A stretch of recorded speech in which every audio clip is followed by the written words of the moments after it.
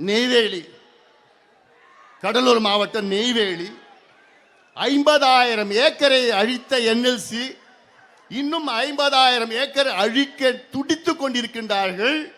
அவர்களுக்கு முழு ஆதரவு கொடுக்கிறது முதலமைச்சர் ஸ்டாலின் அவர்களுடைய அரசு. வெட்கக்கேடியா, வெட்கக்கேடு. இதே முதலமைச்சர் அவர்கள் கடந்த வாரம் சட்டமன்றத்தில் பேசுறார். என்னன்னு, மதுரை மேலூரில் அங்கே டங்ஸ்டன் சுரங்கம் அமைப்பதற்காக எல்லா ஏற்பாடும் பண்ணிட்டாங்க. எல்லா ஏற்பாடும் பண்ணிட்டாங்க. அங்கே மக்கள் போராட்டம், பாட்டாளி மக்கள் கட்சி போராட்டத்தினால இப்ப விழித்து கொண்டாங்க. ஐயோ மாட்டிக்கிட்டோம், 10 மாதம் அமைதியா இருந்துட்டாங்க. அந்த டங்ஸ்டன் சுரங்கம் யார் தொடங்கினான்னு திட்டமிட்டு இருக்காங்க தெரியுமா?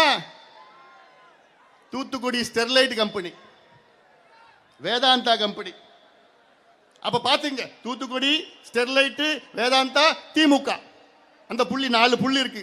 புரியுதா? அந்த 4 புள்ளியும் அதுக்காக தான். இப்ப மாட்டிக்கிட்டு அப்புறம் டங்ஸ்டன் இல்ல, நாங்க தொடங்கல, மத்திய அரசு சொல்லிட்டு இருக்கிறாங்க. சட்டமன்றத்தில் பேசுறாரு முதலமைச்சர் ஸ்டாலின் அவர்கள். என்னன்னு, நான் இந்த பதவியில் இருக்கின்ற வரை டங்ஸ்டன் சுரங்கம் தொடங்க விடமாட்டேன். ஆவேசமா பேசுறாரு முதலமைச்சர் ஸ்டாலின் அவர்களே. இந்த ஆவேசம் ஏன் நெய்வேலியில நிலக்கரி சுரங்கத்திற்கு எதிராக உங்களுக்கு வரல?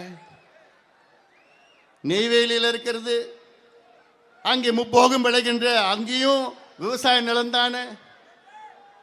அங்கே மேலூர்ல 5,000 ஏக்கர், கடலூர்ல 50,000 ஏக்கர், 50,000 ஏக்கர் விளை நிலம் முப்போகம் அப்படி செழுமையா இருக்குதாங்க. அதை அழிக்கிறதுக்கு உங்களுக்கு மனசு வருது. அப்ப என்ன இந்த இரட்டை நிலைப்பாடு, என்ன பாகுபாடு உங்களுக்கு? கடலூர் மக்கள் என்ன பாவம் பண்ணிட்டாங்க? மதுரை மக்கள் என்ன? நிச்சயமா டங்ஸ்டன் சுரங்கம் வரக்கூடாது, அங்க வர விட மாட்டோம். நானும் அங்க போறேன், 26ஆம் தேதி நானும் அங்க போய் போராடுறேன். அதே போன்றுதான் இங்க கடலூர்லயும் அதே நிலை தானே. டங்ஸ்டன் சுரங்கம் வேண்டாம், நிலக்கரி சுரங்கம் வேணுமா? என்ன நிலைப்பாடு அப்போ? ஏன்னா இது வட தமிழ்நாடு,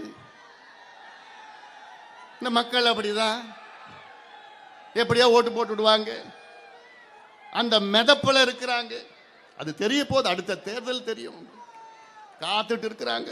சாதாரண கோபம் கிடையாது, மிகுந்த கோபத்தில் இருக்கிறாங்க மக்கள்.